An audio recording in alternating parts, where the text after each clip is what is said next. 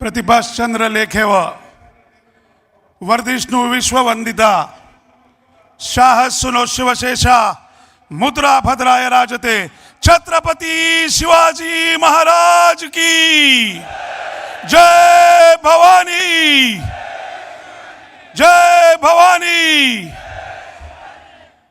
सन्माननीय राजसाहेब ठाकरे यांना मानाचा मुजरा करून व्यासपीठावर उपस्थित सर्व मान्यवर आणि आपण समोर विराजमान कट्टर कडवट निष्ठावान महाराष्ट्र सैनिक तुम्हाला मानाचा मुजरा करतो आणि तुम्हाला सगळ्यांना सर्वप्रथम मराठी नवीन वर्षाच्या गुढीपाडव्याच्या मनपूर्वक शुभेच्छा देतो। जे आता इथे आहेत आणि जे केंद्राच्या आणि राज्याच्या कृपेने सिलेंडरच्या रांगेत आहेत त्यांना सुद्धा या पाडव्याच्या शुभेच्छा देतो। काय महाराष्ट्राची हालत केली आहे बघून ठेवा। जो महाराष्ट्र संतांनी घडवला होता, छत्रपती शिवराय असतील, छत्रपती संभाजीराजे असतील, इतर सर्व असतील, त्यांचे धडाडीचे मावळे असतील, त्यांनी स्वतःचं बलिदान देऊन जो महाराष्ट्र मिळवला होता तो या आत्ताच्या सत्ताधाऱ्यांनी काय वाट लावली तुम्ही बघून घ्या। सन्माननीय प्रबोधनकारांचे असलेले संस्कार, बाळासाहेबांचे असलेले संस्कार आणि ते पुढे घेऊन जाणारे या देशातले आणि या राज्यातले फक्त राजसाहेब ठाकरे एकच आहेत की जे मराठी करता अत्यंत कडवट कट्टर अशी भूमिका घेतात। मी तुम्हाला या माध्यमातून एवढंच सांगेन, एकदा आठवून बघा। लोक म्हणतात की राजसाहेबांनी काय केलं। राजसाहेबांनी सन्मान्य बाळासाहेबांच्या आशीर्वादाने या महाराष्ट्रात मराठी माणसाचा मान आणि मराठी माणसाची शान ही जागृत ठेवली आहे, लक्षात ठेवा। राजसाहेबांचा कायमचा आदेश असतो की ज्या ठिकाणी मराठी माणसावर अन्याय होईल त्या ठिकाणी लाथी बसलीच पाहिजे। आता कोणतरी केंद्रात एक वाचाळ मंत्री होते दुबे म्हणून, त्यांनी विचारलं हे कोण आहे राज ठाकरे का दुसरे कोणतरी होते, मला नाव आता आठवत नाही। त्यांना मला एवढंच सांगायचं आहे, स्वतःच्या पक्षाला हिंदुत्वाचा पक्ष म्हणताना मग जेव्हा रजा अकादमीचा मोर्चा निघाला होता आणि आमच्या चॅनलच्या बांधवांच्या गाड्या फोडल्या होत्या, त्यांचे कॅमेरे तोडले होते, आमच्या माता भगिनी पोलिसांवरती हात टाकले होते, तेव्हा हे सगळे गप्प बसले होते आणि राजसाहेबांच्या नेतृत्वाखाली आमचे कट्टर महाराष्ट्र सैनिक लाखाचा मोर्चा घेऊन रस्त्यावर उतरले होते। याला म्हणतात राजसाहेब ठाकरे। जेव्हा मराठी सिनेमाला प्राईम टाइम नाही मिळाला तेव्हा आंदोलन राजसाहेबांनी केलं होतं, लक्षात ठेवा। ह्याला म्हणतात राजसाहेब ठाकरे।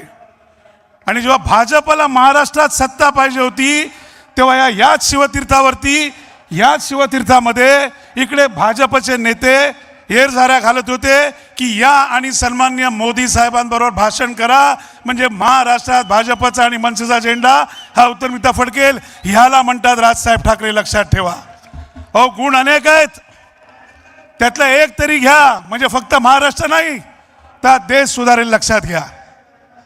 मला एवढंच सांगायचं आहे, आम्हा सगळ्या महाराष्ट्र सैनिकांना अभिमान का वाटतो राजसाहेबांचा? का वाटतं की या माणसावरून आपला जीव वाळवून टाकावा? तर कधी सत्तेकरता खुर्ची करता राजसाहेबांनी स्वतःच्या विचारांशी प्रतारणा केली नाही। वेळ प्रसंगी मिळणाऱ्या सत्तेला लाथ मारली, लक्षात ठेवा। हे वेगळेपण आपल्या राजसाहेबांचं आहे। मी तुम्हाला एवढंच सांगेन बांधवांनो, यश येतं पण यशाने हुरळून जाणारे राजसाहेब ठाकरे नाहीत आणि अपयशाने खचून जाणारे तर ते अजिबातच नाहीत, लक्षात ठेवा। कारण माणूस खरा आहे, जे विचार मांडतो ते मराठी भाषेचे, मराठी माणसाचे, मराठी संस्कृतीचे आणि मराठी माणसाला अन्यायाच्या विरुद्ध हे खरे विचार असतात। म्हणून सत्ता कोणाची असेल, सत्तेत कोणी असेल, पण उत्तर मात्र शिवतीर्थ राजसाहेब ठाकरे आणि महाराष्ट्र सैनिक हेच आहे, लक्षात ठेवा। त्यांनी कोणी किती वल्गना करतो आम्हाला सगळ्या गोष्टी माहिती आहेत। बाहेरून टीका करतात, नंतर सांगतात साहेब आम्हाला बोलायला लागतं म्हणून। कारण एक गोष्ट नक्की, एक शेवटचं उदाहरण तुम्हाला देतो, एक दोन उदाहरणं। जेव्हा हिंदी भाषा आपल्यावर लादण्याचा प्रयत्न झाला तेव्हा इकडे सन्माननीय भुसे साहेब आले होते। त्यांनी राजसाहेबांना सांगितलं, काय सांगितलं राजसाहेबांना की साहेब माझं ऐकून घ्या, मला काय म्हणायचं हिंदी भाषेवरती. बघा आपला नेता कसा कणखर आहे आपल्या विचारांमध्ये, कसा अभेद्य आहे आपल्या विचारांमध्ये. राजसाहेबांनी सांगितलं मी तुमचं ऐकून घेईन, पण तुम्ही जे सांगताय ते महाराष्ट्राच्या हिताचं नाहीये, ते मी कधीही ऐकून घेणार नाही. पहिली भाषा ही मराठीच राहील कुठल्याही परिस्थितीत. म्हणून तुम्हाला एवढंच सांगेन, येणारा काळ हा 100% राजसाहेबांचा आहे, हा 100% तुमचा आहे. तुम्ही सगळ्यांनी गावागावात जाऊन आज पूर्ण ताकदीने मराठी माणूस हा राजसाहेबांच्या मनसेच्या मागे उभा आहे. कारण प्रश्न तिथे जनतेचा, मार्ग तिथे मनसेचा आहे, लक्षात ठेवा कायम. आणि आपण हे नुसतं भाषणात बोलत नाही. तुम्ही 20 वर्षाची वाटचाल बघाल, आमदार आले का, खासदार आले का, नगरसेवक आहेत का, पण जर मराठी माणसावर अन्याय झाला, मराठी भाषेवर अन्याय झाला, मराठी संस्कृतीवर अन्याय झाला, मग तो दहीहंडीचा विषय असो, गणपतीचा असो, कुठलाही असो, पहिले चौताळ उठणारे हे राजसाहेब ठाकरे आणि त्यांचे महाराष्ट्र सैनिक आहेत, लक्षात ठेवा.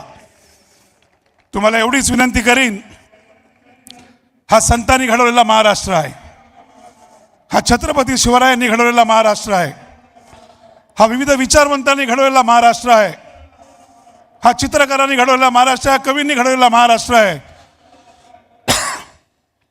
ह्याचं मराठी पण कधी संपवून देऊ नका. कारण राजसाहेब ठाकरे कायम सांगतात, लक्षात ठेवा, जर आपली भाषा गेली तर आपण संपलो. आणि आपल्या नेत्याबद्दल आपला जो अभिमान आहे, आपला जो स्वाभिमान आहे, हे कधी कमी होऊन देऊ नका. कारण आपला नेता सत्तेकरता, खुर्चीकरता, पुन्हा सांगतो, कुठल्याही प्रकारच्या तडजोडी ह्या कधी मागे केल्या नाहीत, आज करणार नाही आणि उद्या करणार नाही. आपले राजसाहेब ठाकरे आहेत. म्हणून तुम्हाला सगळ्यांना पुन्हा एकदा गुढीपाडव्याच्या शुभेच्छा देतो. थोड्याच वेळात सन्मान्य राजसाहेबांचं भाषण सुरूच होईल आणि तुम्हाला नक्की दिसेल की समोर ही जी राजशक्ती बसलेली आहे आणि जेव्हा ही राजभाषा आणि राजविचार येईल, ती फक्त या महाराष्ट्राला नाही तर या देशाला दिशा देणारी असेल, हेच आपणास सांगतो आणि तुर्तास आपली रजा घेतो. धन्यवाद. जय हिंद, जय महाराष्ट्र.